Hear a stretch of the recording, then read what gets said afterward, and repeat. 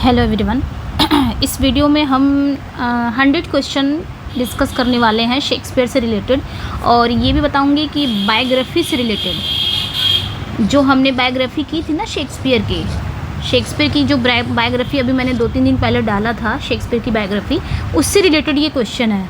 आप ये क्वेश्चन तभी कर पाएंगे, इस क्वेश्चन का आंसर तभी दे पाएंगे जब आप उस बायोग्राफी की वीडियो आप देख लेंगे, क्योंकि उसी से रिलेटेड सारा क्वेश्चन, इसमें 100 क्वेश्चन सिर्फ उसी से रिलेटेड है। ओके, तो अगर आपने ये आंसर देखना है या आंसर आपको करेक्टली चाहते हो कि 100 आउट ऑफ 100 ही हो आपका आए, तो आपको वो बायोग्राफी वाली वीडियो एक बार ज़रूर चेकआउट करना चाहिए, उसके बाद तब इस वाली वीडियो को देखना चाहिए। ओके, चलिए फिर स्टार्ट करते हैं सेशन को। फर्स्ट क्वेश्चन है on which day was Shakespeare baptise. ये पूरा बायोग्राफी पे ही है और बहुत ही इंपॉर्टेंट क्वेश्चन है आपके अपकमिंग एग्ज़ाम के लिए, कोई भी एग्ज़ाम हो जहाँ पे भी आपके शेक्सपियर हैं। तो यहाँ पे क्या पूछा जा रहा है कि शेक्सपियर का बैप्टाइज कब किया गया था, कौन से दिन किया गया था शेक्सपियर को बैप्टाइज। तो हम डायरेक्ट आंसर पढ़ेंगे। सो यहाँ पे जो राइट आंसर हो जाएगा, क्योंकि शेक्सपियर का जन्म कब होता है, 23 अप्रैल को जन्म होता है। 23 अप्रैल 1564 को जन्म होता है।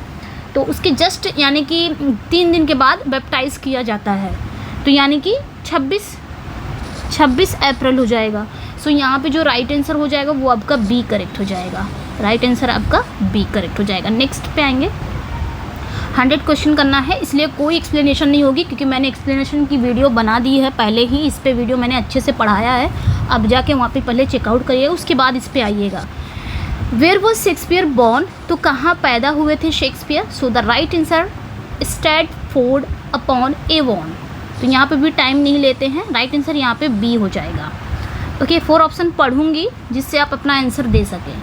तब तक what was the name of Shakespeare father. तो शेक्सपियर के फादर का नाम क्या है, John Shakespeare, William Shakespeare, Thomas Shakespeare, या इनमें से कोई नहीं। सो यहाँ पे जो राइट आंसर हो जाएगा, शेक्सपियर के फादर का नाम क्या है, जॉन शेक्सपियर। इनके फादर का नाम क्या था, जॉन शेक्सपियर था, और इनकी मदर का क्या नाम था, मैरी आर्डन। इनकी मदर का नाम क्या था, मैरी आर्डन, ये याद रखना है। नेक्स्ट जो क्वेश्चन है, what was Shakespeare's father's occupation. तो शेक्सपियर के फादर का ऑक्यूपेशन क्या था, उनका पेशा क्या था।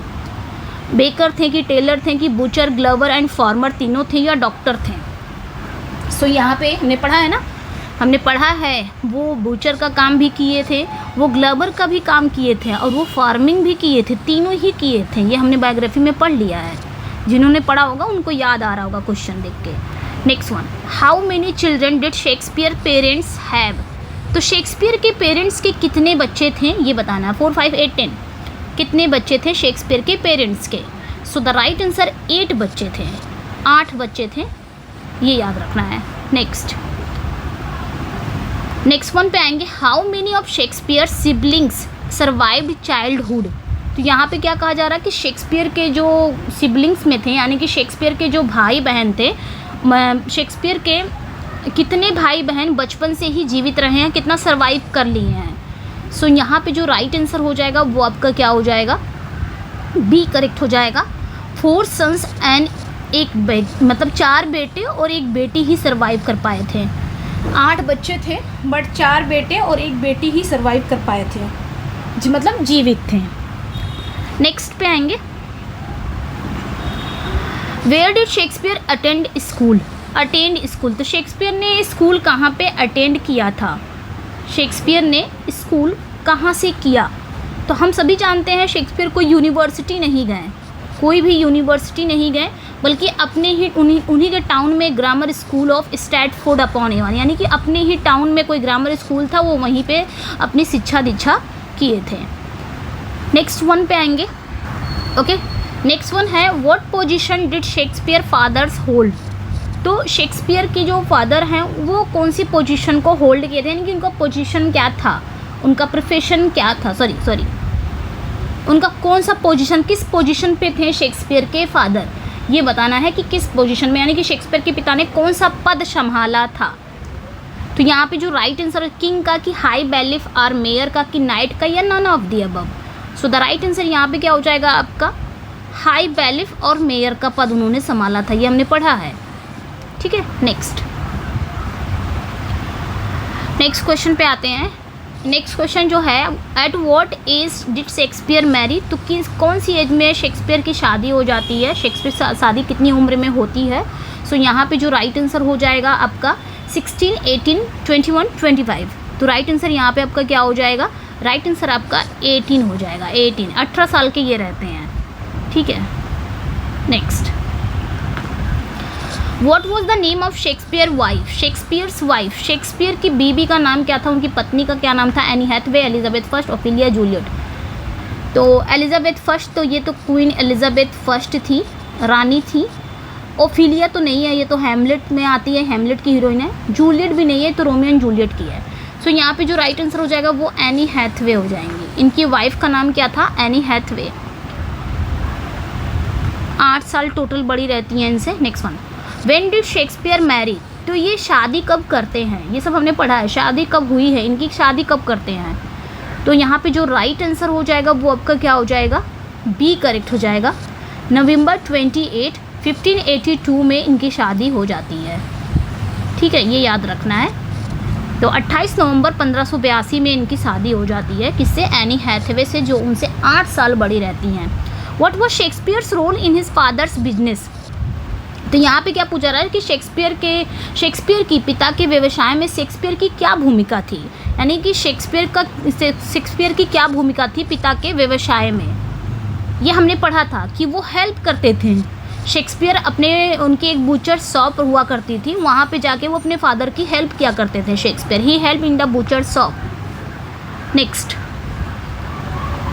How many daughters did Shakespeare have, तो कितनी बेटियां हैं शेक्सपियर की। अब यहाँ पे शेक्सपियर का पूछा जा रहा है कि शेक्सपियर की कितनी बेटियां हैं। सो यहाँ पे जो राइट आंसर हो जाएगा, शेक्सपियर की 2 ही बेटियां थी, एक सुसैना और एक जूडिथ थी सॉरी। तो यहाँ पे 2 हो जाएगा, 2 daughter. Next, what were the names of Shakespeare's twin children, तो बाद में इनके 2 बच्चे हुए थे, सबसे पहले सुसैना हुई थी, बाद में उनके ट्विंस हुए थे, तो उस ट्विंस का नाम क्या था। तो यहाँ पे जो राइट आंसर हो जाएगा वो आपका बी करेक्ट हो जाएगा, हैमलेट एंड जूडिथ। ध्यान से आंसर देना है, ऊपर हैमलेट लिखा है, ठीक है। तो कितने बच्चे थे यहाँ पे, हैमलेट एंड जूडिथ। नेक्स्ट, मैं इसको लाइव भी ले सकती थी बट ज़्यादा टाइम चला जाता है, इस वजह से मैंने इसको रिकॉर्डेड कि हम 100 क्वेश्चन करेंगे और बहुत कम समय में करेंगे।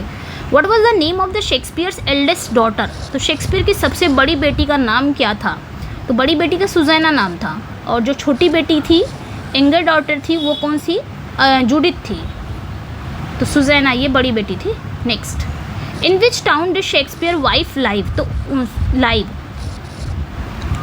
Live. In which town did Shakespeare's wife live, यानी कि किस टाउन में शेक्सपियर की पत्नी रहती थी। स्ट्रैटफोर्ड अपॉन एवॉन में, कि लंदन में, कि शॉर्टरी में, या यॉर्क में, कहाँ पे रहती थी ये बताना है। तो ये शॉर्टरी की थी ना, शॉर्टरी नाम का, वहीं पे स्ट्रैटफोर्ड के पास सटा हुआ एक गांव था, उस गांव का नाम शॉर्टरी था, वहीं की एनी हैथवे थी, ठीक है, ये याद रखना है। Next, how old was Anne Hathaway compare to Shakespeare, तो यहाँ पे क्या कहा जा रहा है कि एनी हैथवे की तुलना में शेक्सपियर की उम्र क्या थी, यानी कि वो उनसे छोटी थी, यंगर थी, कि ओल्डर थी शेक्सपियर से। एनी हैथवे तो ओल्डर थी, बड़ी थी भाई, ओल्डर थी, ठीक है। मैं आंसर बता दे रही हूँ क्योंकि यहाँ पे आप लोग को आंसर आ रहा होगा। When were Shakespeare's eldest daughter born, कुछ क्वेश्चन ऐसे होंगे जो समझ में नहीं आ रहे होंगे, मैं ये नहीं कहती कि सारे क्वेश्चन नहीं आ रहेंगे, क्योंकि बायोग्राफी से रिलेटेड है तो क्वेश्चन आ ही रहेंगे डेफिनेटली, लेकिन कुछ ऐसे क्वेश्चन होंगे नहीं आ रहेंगे, तो आप प्लीज़ जाके पहले बायोग्राफी वाली वीडियो देखिए, उसके बाद आके ये क्वेश्चन करिएगा ना, तो आपका सब कुछ क्लियर हो जाएगा। वो थ्योरी है, उसी से रिलेटेड ये क्वेश्चन है, तो वहाँ पे आपको क्लियर हो जाएगा ये पूरा क्वेश्चन। कुछ क्वेश्चन जो समझ में नहीं आ रहे होंगे, नो डाउट कि आपको समझ में नहीं आ रहा, बिल्कुल आ रहे होंगे, लेकिन कुछ ऐसे क्वेश्चन होंगे जो नहीं आ रहे होंगे। When was Shakespeare's eldest daughters born, तो इनकी बेटी जो बड़ी बेटी थी वो कब पैदा हुई थी। तो हमने पढ़ा था शादी के 5 महीने बाद पैदा हुई थी, है ना। सो यहाँ पे बी करेक्ट हो जाएगा, 5 month after marriage. B correct हो जाएगा, 5 month after marriage. Next one पे आएंगे, when were Shakespeare's twins born, तो शेक्सपियर के जो ट्विंस बाद में पैदा हुए थे ये कब पैदा हुए थे। शादी के 2 साल बाद, कि 1 साल बाद, कि 5 महीने बाद, या शादी के पहले कब पैदा हुए थे जो इनके ट्विंस थे। तो शादी के 2 साल बाद। सुजैना जो पैदा हुई थी वो शादी के 5 महीने बाद ही पैदा हो गई थी, बट इनके जो ट्विंस बाद में आए थे, जो ट्विंस जुड़वा बच्चे थे, वो शादी के 2 साल बाद पैदा हुए थे। आई थिंक 85 में, सॉरी क्या हो रहा है, आई थिंक 1585 में ये पैदा होते हैं, क्योंकि 1582 में तो इनकी शादी होती है, तो उसके 2 साल बाद 1585 में पैदा हुए थे। ठीक है, yes. Next, which of the, next one है, which of the following is not true about Shakespeare early life. तो शेक्सपियर के अर्ली लाइफ के बारे में कौन सा निम्नलिखित में से कौन सा सही नहीं है, कौन सा ट्रू नहीं है। तो यहाँ पे देखेंगे शेक्सपियर की शुरुआती जीवन के बारे में कौन सा कथन सही नहीं है। ही हैड 8 सिबलिंग्स, ये सही है, वो 8 भाई बहन थे, ये सही है। His father was a successful businessman, ये भी सही है भाई, जब बिजनेसमैन थे वो, चाहे ग्लबर में रहे होंगे, चाहे बूचर में रहे होंगे, रहे थे। He married at a young age, उन्होंने जो शादी की थी वो यंग एज में कर ली थी, ये भी सही है। ये तीनों कहीं ना कहीं सही है। नॉट कौन सा सही नहीं है, तो ही अटेंडेड यूनिवर्सिटी, उन्होंने कभी कोई अटेंड नहीं, तो उन्होंने कभी यूनिवर्सिटी को अटेंड नहीं किया था, तो ये करेक्ट हो जाता है। बाकी आपका सही, मतलब आंसर के अकॉर्डिंग, यहाँ पे क्वेश्चन के अकॉर्डिंग डी करेक्ट हो जाएगा। Next one, what was Shakespeare initial job in the theatre. जब वो थिएटर में ज्वाइन हुए थे तो सबसे पहले इनको शुरुआती जॉब कौन सा मिला था। ये एक्टर बने थे कि प्ले राइट थे कि हॉर्स कीपर थे या डायरेक्टर थे, क्या थे। थोड़ा यहाँ पे टाइम दूंगी जिससे आप आंसर कर सकें। जब वो थिएटर में गए थे तो उनको कौन सा जॉब मिला था, तो हॉर्स कीपर, घोड़ों की देखभाल वगैरह करना, इनको ये जॉब सबसे पहले मिली थी, ये हमने पढ़ा है बायोग्राफी में। Next one, in which years did Shakespeare reportedly serve in the army. तो यहाँ पे पूछा जा रहा है कि शेक्सपियर ने किन वर्षों में सेना में सेवा की थी। अच्छा, उन्होंने सेना में सेवा भी की थी, ये भी हमने पढ़ा है ना। तो किन वर्षों में उन्होंने किया था, तो 1584 से लेके 1592, 1584 से लेके 1592 के बीच में उन्होंने एक आर्मी में सेवा भी की थी। ठीक है, नेक्स्ट अगला जो क्वेश्चन है, for which earl did Shakespeare reportedly serve in the army. अच्छा, तो किसके अंडर में उन्होंने किया था ये भी बताना है, यानी कि शेक्सपियर ने किस अर्ल की सेना में सेवा की थी, वो कौन सा अर्ल था, किसकी अर्ल में सेना में उन्होंने किया था। सो यहाँ पे जो राइट आंसर हो जाएगा वो आपका अर्ल ऑफ वारविक की, अर्ल ऑफ एसेक्स की, अर्ल ऑफ लेसिस्टर या अर्ल ऑफ केंट, ये हमने पढ़ा है बायोग्राफी में, तो यहाँ पे सी करेक्ट हो जाएगा, अर्ल ऑफ लेसिस्टर। इन्हीं की सेवा में, इन्हीं के अंडर में आर्मी में उन्होंने सेवा की थी। नेक्स्ट वन है, when did Shakespeare become associated with Lord Chamberlain's men. When did Shakespeare become associated with Lord Chamberlain's men. तो यहाँ पे क्या पूछा जा रहा है कि शेक्सपियर किस वर्ड लॉर्ड चैम्बरलेन मेन के साथ जुड़े, कौन सा वो ईयर था जब वो लॉर्ड चैम्बरलेन मेन के साथ जुड़े थे। सो यहाँ पे जो राइट आंसर हो जाएगा वो आपका सी करेक्ट हो जाएगा। 1594 में ये लॉर्ड चैम्बरलेन से जुड़ गए थे। बहुत अच्छे अच्छे क्वेश्चन आपको मिलने वाले हैं, क्योंकि बायोग्राफी ही, ये सब बायोग्राफी से रिलेटेड है क्वेश्चन, और नो डाउट कि एग्ज़ाम में नहीं आ सकता है, आप आ सकता है। When did Shakespeare's name start appearing on the payroll of Lord Chamberlain's men. तो यहाँ पे क्या कहा जा रहा है कि शेक्सपियर का नाम लॉर्ड चैम्बरलेन की मेन की पैरोल पर किस वर्ष दिखाई देने लगा था, यानी कि लॉर्ड चैम्बरलेन मेन जो था उसका एक पैरोल था, पैरोल पर उनका नाम कब दिखाई देने लगा था कि हाँ ये भी कुछ एग्जिस्ट करते हैं इस थिएटर में, यानी कि इस ग्रुप में, तो पैरोल में कब नाम दिखाई देने लगा। सो यहाँ पे जो राइट आंसर हो जाएगा वो आपका क्या हो जाएगा, 1595 में।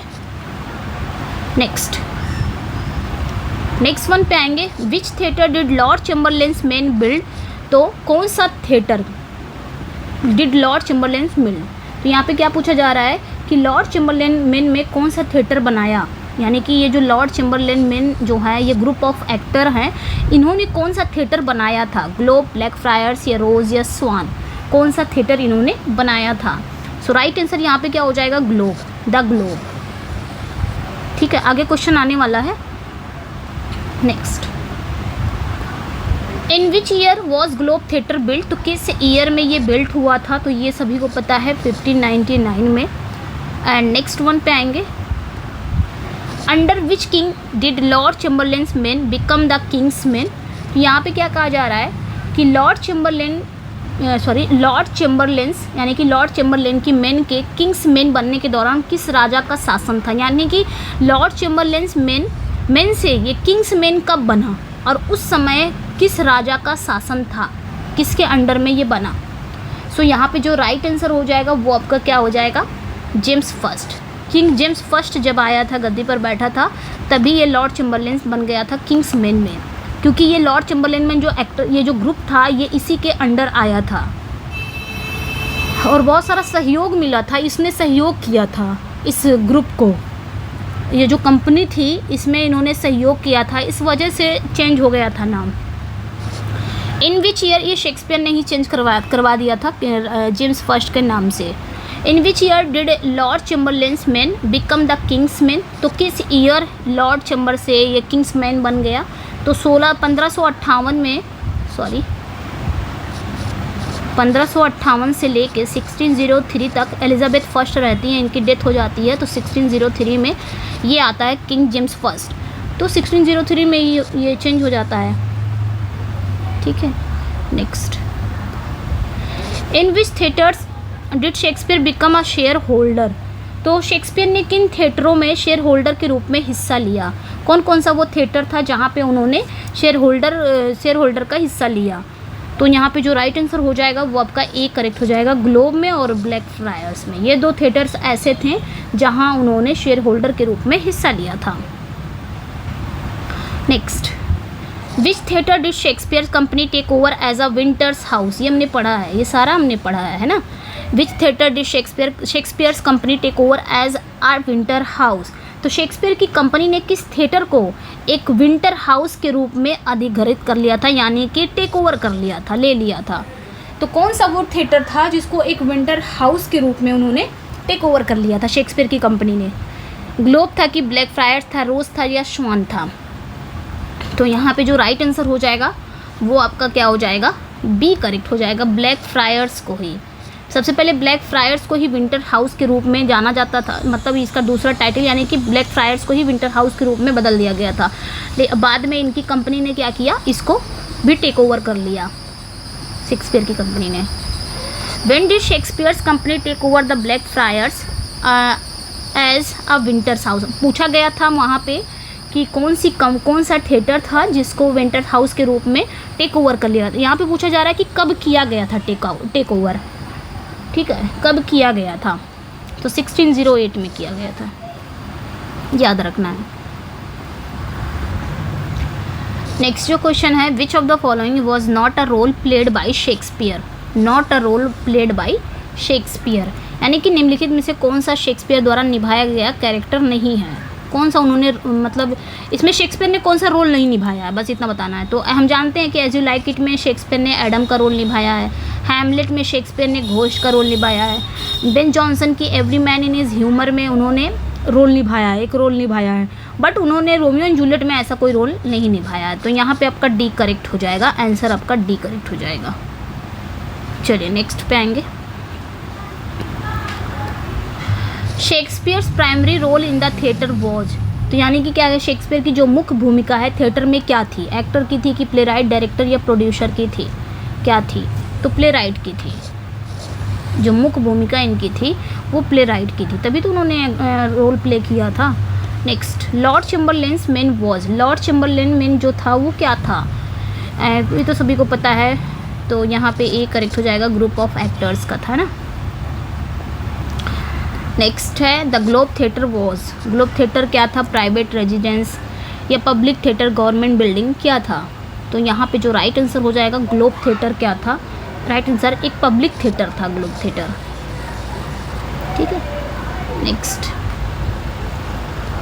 नेक्स्ट वन है, Shakespeare's involvement in the theatre industry suggest, तो यहाँ पे क्या कहा जा रहा है कि शेक्सपियर इंडस्ट्री यानी कि उद्योग यानी कि थिएटर इंडस्ट्री में शेक्सपियर की भागीदारी क्या बताती है, थिएटर इंडस्ट्री में शेक्सपियर की इन्वॉल्वमेंट क्या बताती है। सो यहाँ पे जो राइट आंसर हो जाएगा, a life long passion for acting, ये बताती है, a strong business acumen, a desire for social status, ये तीनों ही बताती है, तो यहाँ पे आपका डी करेक्ट हो जाएगा। ठीक है, next. The transition from Lord Chamberlain's man to king's man indicates, यहाँ पे क्या कहा जा रहा है कि लॉर्ड चैम्बरलेन मैन से किंग्स मैन में परिवर्तन क्या दर्शाता है। ये जो लॉर्ड चैम्बरलेन मैन से लेके किंग्स मैन में बदल गया है, ये परिवर्तन क्या दर्शाता है, ये परिवर्तन क्या दर्शाता है ये बताना है। तो इंक्रीज्ड रॉयल पैट्रोनेज ये दर्शाता है। चलिए नेक्स्ट पे आएंगे। ऐसा लग रहा बोला ही नहीं जा रहा है, बहुत अजीब सा फील हो रहा है। एक मिनट, चलिए नेक्स्ट पे आते हैं। Shakespeare's role as a shareholder in theatres demonstrates, तो यहाँ पे कहा जा रहा है थिएटर में शेक्सपियर का शेयर होल्डर होना क्या दिखाता है। थिएटर में शेक्सपियर का शेयर होल्डर होना क्या दिखाता है, तो यहाँ पे जो राइट आंसर हो जाएगा वो आपका क्या हो जाएगा बताना है। हिज फिनेंशियल सक्सेस दिखाता है, his interest in theatre management दिखाता है, या फिर his desire to control the production process दिखाता है। तो ये तीनों ही दिखाता है, यहाँ पे डी करेक्ट हो जाएगा। Okay, next. The black fryers theatre was primarily used, तो यहाँ पे क्या कहा जा रहा है, द ब्लैक फ्रायर्स थिएटर का प्राथमिक उपयोग किस मौसम में होता है। मतलब ब्लैक फ्रायर्स थिएटर का यूज़ मुख्य रूप से कब होता है, कब इसका यूज़ किया जाता है, समर, विंटर, या फिर आउटडोर परफॉर्मेंस या रिलीजियस सेरेमनीज़ होता है, कब होता है ये बताना है। सो यहाँ पे जो राइट आंसर हो जाएगा विंटर में, इसीलिए तो इसे कहा गया था ना विंटर, भी जस्ट हमने पढ़ा था इसी वजह से। नेक्स्ट वन है, in which year did Shakespeare obtain a coat of arms, तो किस ईयर शेक्सपियर को कोट ऑफ आर्म्स मिला था। सो यहाँ पे जो राइट आंसर हो जाएगा आपका क्या हो जाएगा, कोट ऑफ आर्म्स शेक्सपियर को किस ईयर मिला था। सो राइट आंसर यहाँ पे 1596 में हो जाएगा। ठीक है, next. For whom was the coat of arms obtained, तो यहाँ पे कहा जा रहा है कि कोट ऑफ आर्म्स किसके लिए प्राप्त किया गया था, तो शेक्सपियर हिमसेल्फ या हिज फादर, वाइफ, क्वीन, तो यहाँ पे हिज फादर के लिए। ठीक है, यस हिज फादर, पता नहीं क्यों बोला नहीं जा रहा, एनर्जी जैसे लगी नहीं रही अभी। नेक्स्ट वन पे आएंगे, what did the coat of arms grant Shakespeare, तो यहाँ पे क्या कहा जा रहा है कि कोट ऑफ आर्म्स ने शेक्सपियर को क्या अधिकार दिए हैं। ये जो कोट ऑफ आर्म्स है इसके मिलने के बाद शेक्सपियर को क्या अधिकार मिला। सो यहाँ पे जो राइट आंसर हो जाएगा वो आपका, हमने पढ़ा है ना ये सारा, the right to use arms and the title gentleman. ठीक है, नेक्स्ट, जेंटलमैन कहलाने का, the right to use arms मतलब ये जो आर्म्स यूज़ करने का मतलब एक टाइटल जेंटलमैन कहना गया, हमने पढ़ा है ये। Next, where did Shakespeare purchase property, तो शेक्सपियर ने प्रॉपर्टी कहाँ खरीदी थी, तो ये भी हमने पढ़ा है। सारा कुछ यहाँ पे आपको मिलेगा, सारा कुछ बायोग्राफी से रिलेटेड ही मिलने वाला है। तो कहाँ खरीदी थी शेक्सपियर ने प्रॉपर्टी, तो यहाँ पे जो राइट आंसर हो जाएगा लंदन एंड स्ट्रैटफोर्ड में उन्होंने दोनों जगह ज़मीन खरीदी थी। Next, when did Shakespeare leave London for Stratford, तो भाई अब स्ट्रैटफोर्ड से तो लंदन भाग के आए थे, तो पता है लंदन से स्ट्रैटफोर्ड कब गए थे बताना है। लंदन से स्ट्रैटफोर्ड वो कब गए थे, तो 1610 में गए थे। ठीक है, नेक्स्ट वन पे आएंगे, where did Shakespeare stay in Stratford, तो जब स्ट्रैटफोर्ड वापस आ गए थे तो वो स्ट्रैटफोर्ड में रुके कहाँ थे। ठीक है, अगर मेरी आवाज़ थोड़ा सा भी लग रहा होगा, आई होप कि आवाज़ तो जा रही होगी, ऐसा नहीं है, लेकिन हाँ थोड़ा बस एनर्जी नहीं लग रही है तेज़ बोलने के लिए। Where did Shakespeare stay in Stratford, तो शेक्सपियर कहाँ रुके थे स्ट्रैटफोर्ड में ये बताना है, कहाँ रहना वो उन्होंने चुना था। तो यहाँ पे जो राइट आंसर हो जाएगा वो आपका, भाई अपने ही घर में रहेंगे और कहाँ रहेंगे, न्यू प्लेस में रहेंगे, है ना। यस, न्यू प्लेस, जो उन्होंने न्यू प्लेस ख़रीदा था वहाँ पे थे। नेक्स्ट पे आएंगे, when did Shakespeare purchase 127 acres of land, तो यहाँ पे क्या कहा जा रहा है कि शेक्सपियर ने 127 एकड़ ज़मीन कब खरीदी थी, ये भी हमने पढ़ा है कब उन्होंने खरीदी थी। तो यहाँ पे राइट आंसर बी हो जाएगा, 1602 में उन्होंने 127 एकड़ ज़मीन खरीदी थी उन्होंने। Next, with which family did Shakespeare stay in London, तो यहाँ पे क्या कहा जा रहा है कि शेक्सपियर लंदन में किस परिवार के साथ रहते थे। तो यहाँ पे आपका जो राइट आंसर हो जाएगा, कहाँ पे रहते थे, माउंट जॉय में कि हैथवे या लूसी, तो जिन्होंने पढ़ा होगा उनका आंसर करेक्ट हो जाएगा। माउंट जॉय फैमिली में वो रहते थे, ठीक है, वहाँ पे आके मिल रहते थे। Next one, when did Shakespeare die, तो इनकी डेथ कब हुई थी? 23 अप्रैल 1616 में इनकी डेथ हो जाती है। Next, where was Shakespeare buried, तो इनको कहाँ दफनाया जाता है? आफ्टर 2 days दफनाया जाता है, 2 दिन के बाद होली ट्रिनिटी चर्च में ही दफनाया जाता है, जहाँ इनको बैप्टाइज्ड किया जाता है, ठीक है।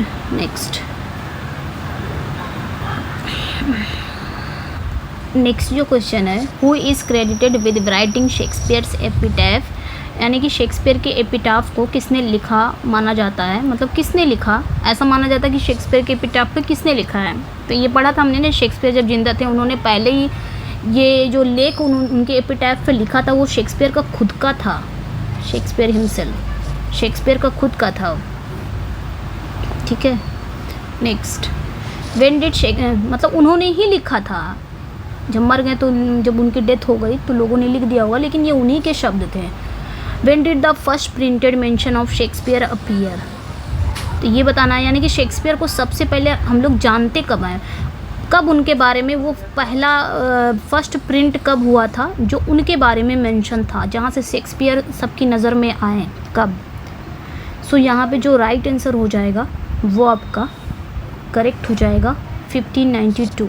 जब रॉबर्ट ग्रीन का जो पैम्फलेट था ग्रोथ्स वर्थ ऑफ विट, ये इनका पैम्फलेट था रॉबर्ट ग्रीन का, उन्होंने जब मेंशन किया था शेक्सपियर को, उन्होंने उसमें अपस्टार्ट क्रो कहा था, तो वहीं से ये पहली बार ऐसा हुआ था कि शेक्सपियर के बारे में कुछ छपा हो, वहाँ से लोग जानने लगे थे, ठीक है। लेकिन था नेगेटिव था, ऐसा नहीं था कि पॉजिटिव था, लेकिन छपा था पहली बार वहीं से। Who mention Shakespeare as an upstart crow, देखो मैंने अभी बताया कि तो शेक्सपियर को किसने एपिस्टार्ट क्रो के रूप में मेंशन किया था, उसमें उसी पैम्फलेट बुक में ग्रोथ्स ऑफ वर्थ ऑफ विटे में, तो रॉबर्ट ग्रीन ने किया था। नेक्स्ट पे आएंगे, आगे क्वेश्चन आपको बहुत अच्छे क्वेश्चन मिलने वाले हैं, सब बायोग्राफी से रिलेटेड। अगर आपने बायोग्राफी पढ़ा होगा तो आपके लिए नया नहीं होगा, मुझे पता है। When did Shakespeare receive his first positive review, देखो यहाँ पे पॉजिटिव रिव्यू पूछा गया है, वहाँ पे फर्स्ट प्रिंट पूछा गया था, अब वो नेगेटिव में ही था, लेकिन वो भी याद रखना है।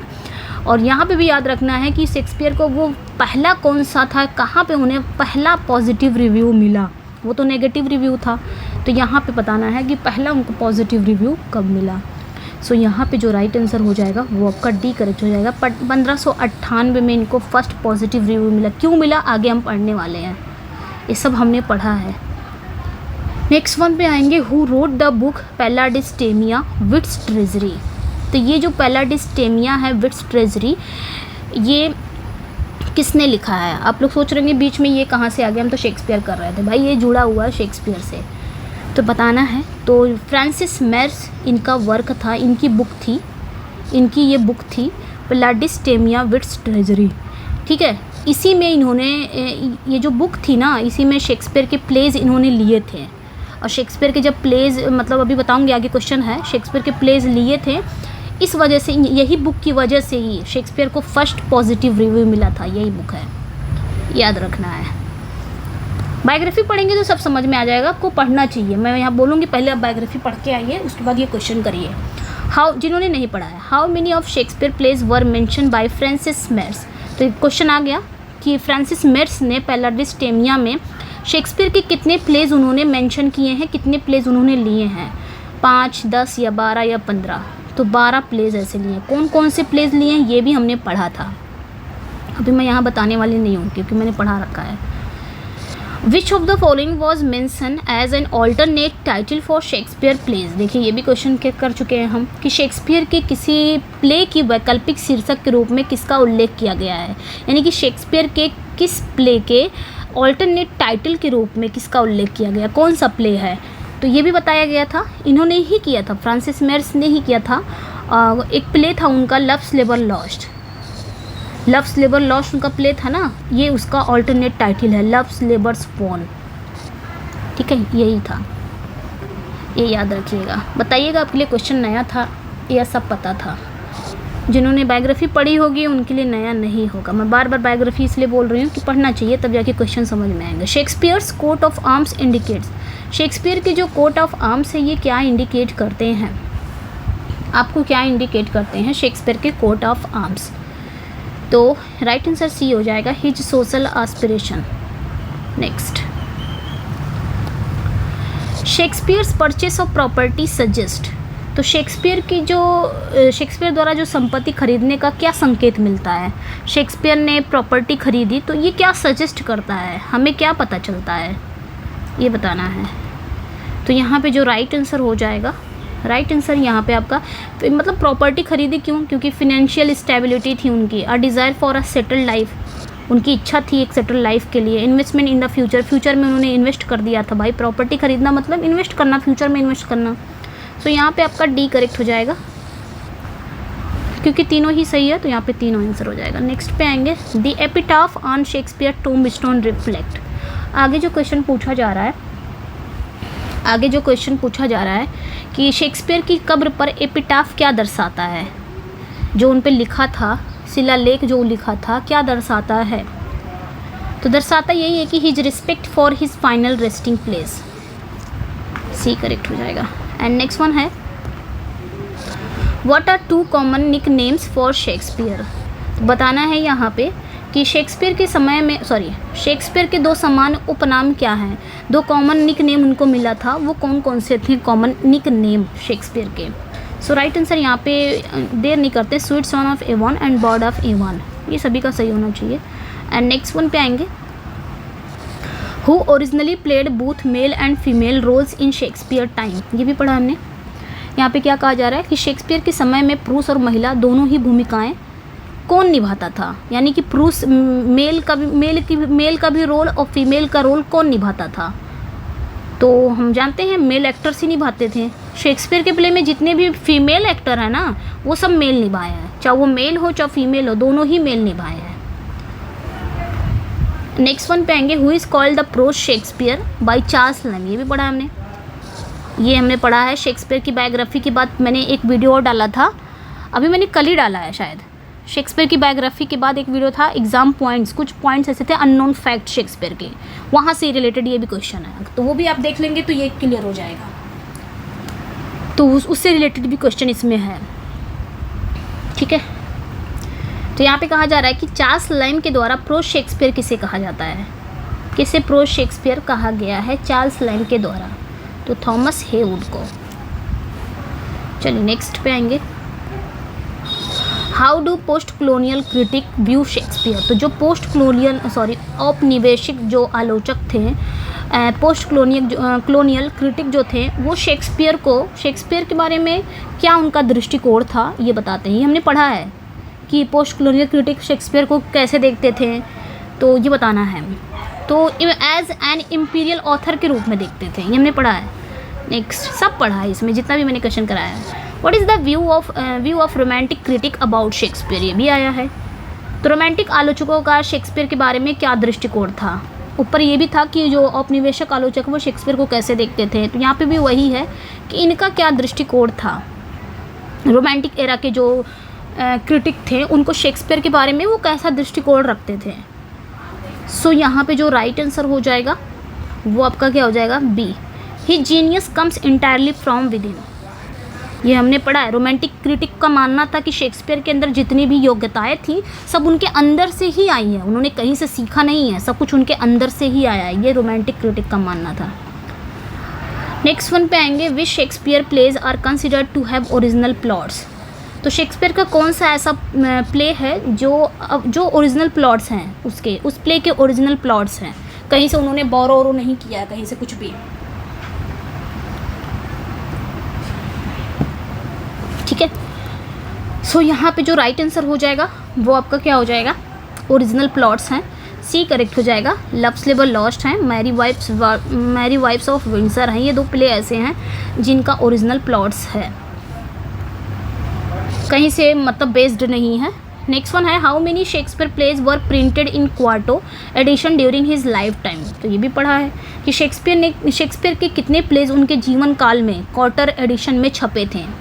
तो वो जब जिंदा थे तो कितने प्लेज उनके थे जो प्रिंट हुए थे, कहाँ पे? क्वार्टो में।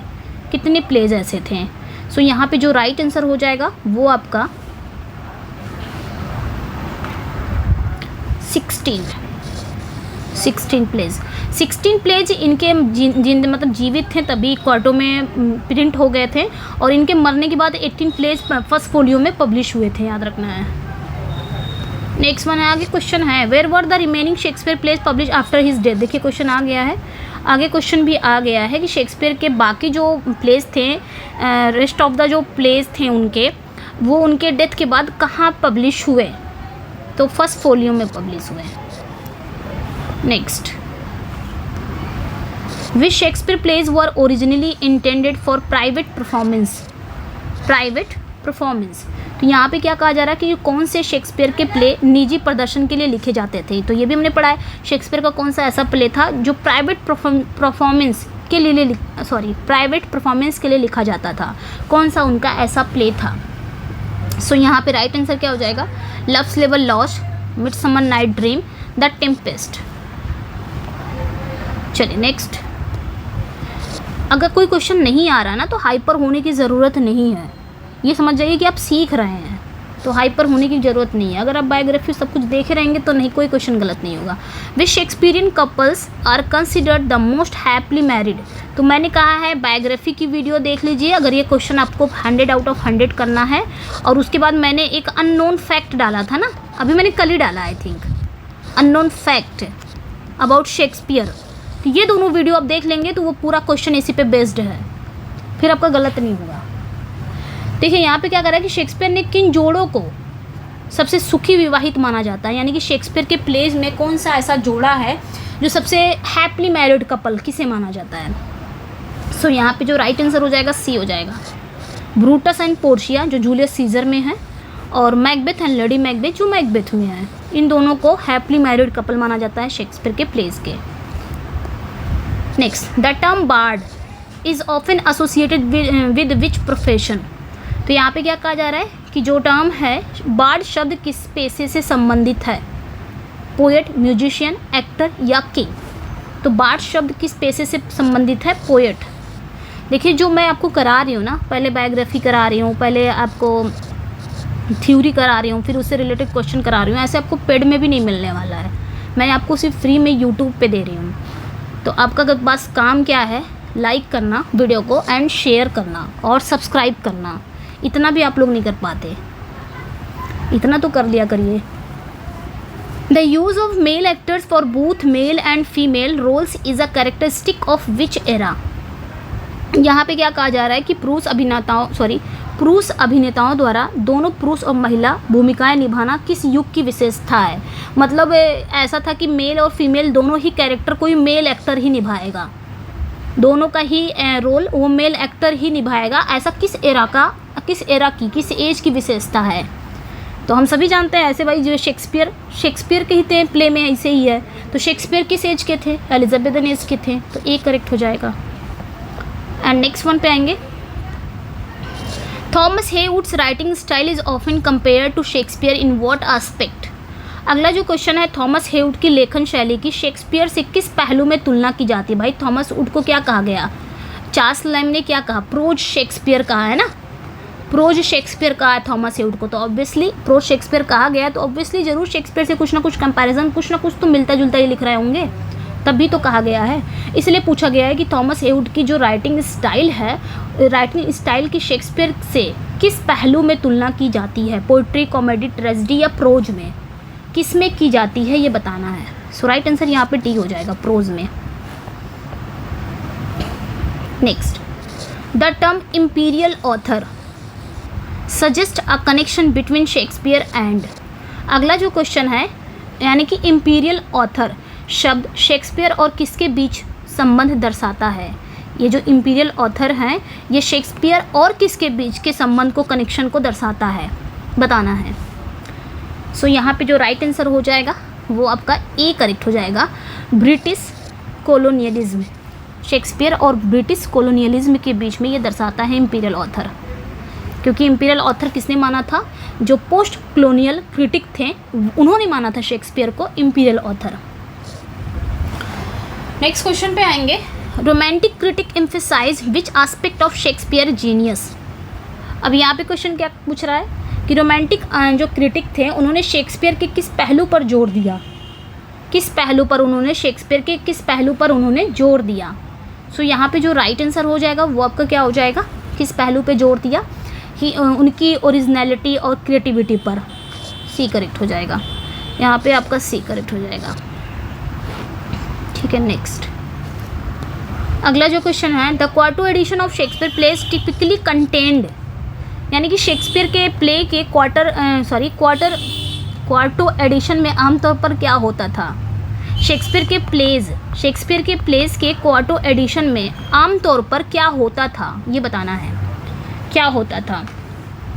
तो भाई complete text of a play, जो प्ले का टेक्स्ट था उसको कंप्लीट किया जाता, complete text of play, A correct हो जाएगा। यस, नेक्स्ट वन पे आएंगे। The first folio was significant because it, तो यहाँ पे क्या कहा जा रहा है कि जो फर्स्ट फोलियो का महत्व क्या था, फर्स्ट फोलियो को महत्वपूर्ण इतना क्यों था, क्योंकि आगे क्वेश्चन का आंसर देना है। क्योंकि it was the first collection of Shakespeare complete works, ये पहला ऐसा कलेक्शन था जो शेक्सपियर के कंप्लीट वर्क्स का ये पहला कलेक्शन था, इस वजह से ये सिग्निफिकेंट हो जाता है first folio. Plays originally written for private performance were likely intend for, यहाँ पे क्वेश्चन क्या कहा जा रहा है, यहाँ पे क्वेश्चन क्या कह रहा है कि मूल रूप से निजी प्रदर्शन के लिए लिखे गए प्लेज संभवतः किसके लिए अभिप्रेत हैं, यानी कि मूल रूप से जो प्लेज लिखे जा रहे हैं प्राइवेट परफॉर्मेंस के लिए, वो संभवतः किसके लिए अभिप्रेत हैं, किसके लिए इंटेंड है।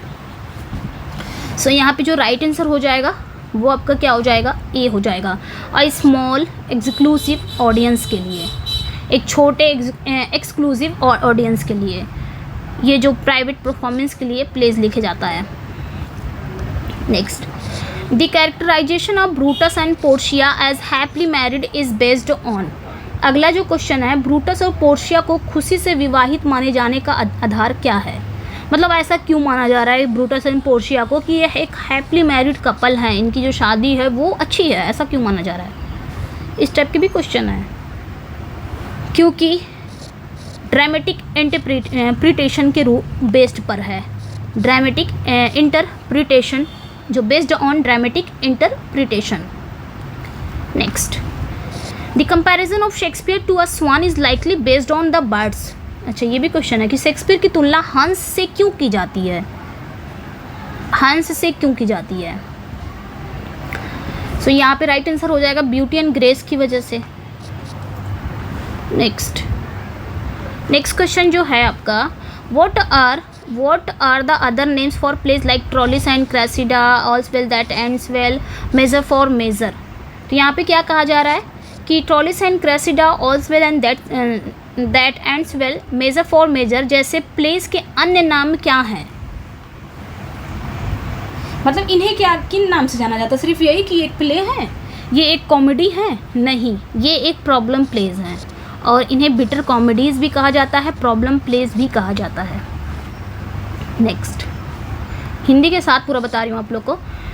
How are plays like Pericles, Cymbeline, Winter's Tale and Tempest categorized, तो यहाँ पे क्या कहा जा रहा है कि Pericles, Cymbeline, the Winter Tale और द टेम्पेस्ट जैसे प्लेज किस श्रेणी में आते हैं, तो ये सभी को पता है ये किस श्रेणी में आते हैं, कॉमेडीज, ट्रेजेडीज, प्रॉब्लम प्ले या रोमांसेस, तो ये सभी ड्रामेटिक रोमांसेस में आते हैं ना, कहीं कहीं ड्रामेटिक मिल जाएगा, रोमांसेस कहीं रोमांसेस। नेक्स्ट पे आएंगे, ज़्यादा क्वेश्चन नहीं है, जल्दी जल्दी कर लेते हैं, वैसे मेरी हालत ख़राब हो रही है अब, ओके फिर भी कुछ ही क्वेश्चन है, सोच रही हूँ एक ही वीडियो में कंप्लीट हो जाए तो ज़्यादा अच्छा है। What is the portrayal of suicide in plays like Othello and Antony and Cleopatra, तो ओथेलो और एंटनी क्लोपेट्रा में जो सुसाइड, आत्महत्या का चित्रण क्या है, सुसाइड का पोर्ट्रेयल क्या है कि सुसाइड दिखाया गया है, ये एंडिंग कहाँ होती है, ये भी हमने पढ़ा है कि ओथेलो और एंटनी क्लोपेट्रा में जो सुसाइड होता है उसको नीच ना मानकर एक नोबल एंडिंग होती है, उसमें एक अच्छा ऐसा माना जाता है कि कितना अच्छा काम इन्होंने किया है, आत्महत्या कर लिया तो कितना अच्छा काम किया है, ये ओथेलो और एंटनी क्लोपेट्रा में कहा जाता है। चलिए नेक्स्ट, ठीक है, याद रखना है। नेक्स्ट पे आएंगे, how was Shakespeare perceive during the period of new classicism, तो यहाँ पे क्या कहा जा रहा है, न्यू क्लासिसिज्म के दौर में शेक्सपियर को कैसे देखा गया है, शेक्सपियर को कैसे देखा गया है न्यू क्लासिसिज्म के दौर में, तो भाई कैसा दिखा गया है, एक इंस्पायर्ड बट अनकन्वेंशनल ड्रामेटिस्ट, क्योंकि ये क्या करते थे, जो कन्वेंशन चीज़ें होती थी उनको फॉलो नहीं करते थे, जो क्लासिकल कन्वेंशन जो चीज़ें होती थी उनको फॉलो नहीं करते थे, इसलिए ये इंस्पायर्ड बट अनकन्वेंशनल ड्रामेटिस्ट माने जाते थे। नेक्स्ट वन पे, क्योंकि इन्होंने कितनी पारंपरिक चीज़ों को यूज़ नहीं किया था, उसको फॉलो नहीं करते थे। Who is considered a major admirer of Shakespeare during the Romantic age. तो यहाँ पे क्या जा रहा है, रोमांटिक एज के प्रमुख मेजर एडमायरर कौन माने जाते हैं रोमांटिक एज के। तो भाई शेक्सपियर को किसने कहा था, सैमुअल टेलर कॉलरिज ने ही कहा था ना, उनको गुरु माने थे, पैगंबर माने थे, मुझे भी याद नहीं आ रहा है, मतलब माना गया था उन्होंने, एस.टी. कॉलरिज ने ही शेक्सपियर को माना था। चलिए next, when did Shakespeare start writing histories and light comedies. तो शेक्सपियर के इतिहास और हल्की कॉमेडीज़ लिखना कब शुरू किए थे, शेक्सपियर ने इतिहास, हिस्ट्रीज और हल्की कॉमेडीज़ लिखना कब उन्होंने शुरू किया था, सब पढ़ा हमने, अर्ली 1590s। नेक्स्ट, ये सारे आपके बायोग्राफी शुरुआती वाला क्वेश्चन मिलेगा। How are Shakespeare plays primarily classified. तो शेक्सपियर के प्लेस को मुख्य रूप से कैसे क्लासीफाइड किया जाता है, शेक्सपियर के प्लेस को मुख्य रूप से कैसे क्लासीफाइड किया जाता है। तो कैसे हम जानेंगे उनके प्लेस को, सबसे पहले कॉमेडीज़, ये भी पढ़ा है, tragedies and histories, so is correct. Next one पे आएंगे, which plays are entirely written in words. Which play are entirely written in words, कौन सा प्ले था जो पूरी तरह से वर्ड्स में लिखा था, वर्ड्स मीन्स आई थिंक पद, ठीक है, पद में लिखा गया था। तो ये भी हमने पढ़ा है, Richard third, Richard second, Henry six और किंग जॉन, ये 3 प्ले ऐसे थे शेक्सपियर के जिसको कहा जाता है कि इंटायरली वर्ड्स में लिखा गया था। Which period show the creation of Shakespeare's earliest works. तो यहाँ पे क्या कह रहा है कि शेक्सपियर के शुरुआती वर्क का निर्माण किस पीरियड में हुआ, यानी कि शेक्सपियर का जो शुरुआती वर्क आया था वो उसका जो निर्माण हुआ था वो किस पीरियड में हुआ था, शेक्सपियर का जो शुरुआती वर्क आया था। सो राइट आंसर यहाँ पे क्या हो जाएगा, 1590s। ये सब बहुत इंपॉर्टेंट है। नेक्स्ट, यहाँ से क्वेश्चन मिलेंगे आपको, don't worry. What is the relationship between Shakespeare's histories, plays and Tudor dynasty. ये भी पढ़ा हमने ट्यूडर डायनेस्टी का, तो ये भी हमने पढ़ा है। तो यहाँ पे क्या कहा जा रहा है कि शेक्सपियर के हिस्ट्रीज, प्लेज और ट्यूडर डायनेस्टी के बीच क्या संबंध थे, यानी कि शेक्सपियर के इतिहास, नाटकों और ट्यूडर राजवंश के बीच क्या संबंध था, ये बताना है। कॉम्प्लीमेंट्री का संबंध था। नेक्स्ट 10 क्वेश्चन और रहेंगे, जल्दी कर लेते हैं। टर्म है प्रॉब्लम प्लेस सजेस्ट। ये जो टर्म है प्रॉब्लम प्लेस, ये शब्द का क्या मतलब है, ये शब्द का क्या मतलब है प्रॉब्लम प्लेस का। तो place with complex moral dilemma, ऐसा प्ले जो बहुत ही जटिल हो, पेचीदा हो और बहुत ज़्यादा डिलेमा में हो कैरेक्टर, दुविधा वाला, उसी को प्रॉब्लम प्लेस कहते हैं। Next, the romances period in Shakespeare work is characterized by. तो यहाँ पे शेक्सपियर के रोमांस काल की विशेषता क्या थी, यानी कि शेक्सपियर का जो वर्क था, रोमांस वर्क था, उसका कैरेक्टराइज क्या है, क्या उसकी विशेषता है। सो यहाँ पे राइट आंसर हो जाएगा a more optimistic outlook. Next one पे आएंगे, the depiction of suicide in Othello and Antony and Cleopatra challenges. तो ओथेलो और एंटनी क्लोपेट्रा में आत्महत्या का चित्रण किस चुनौती को प्रस्तुत करता है, आत्महत्या दिखाया गया है तो किस चुनौती को प्रस्तुत करता है। तो भाई द कॉन्सेप्ट ऑफ हीरोइज्म। मैं थोड़ा जल्दी आंसर बता दे रही हूँ ना, अब रिकॉर्डेड है तो क्या रुकना।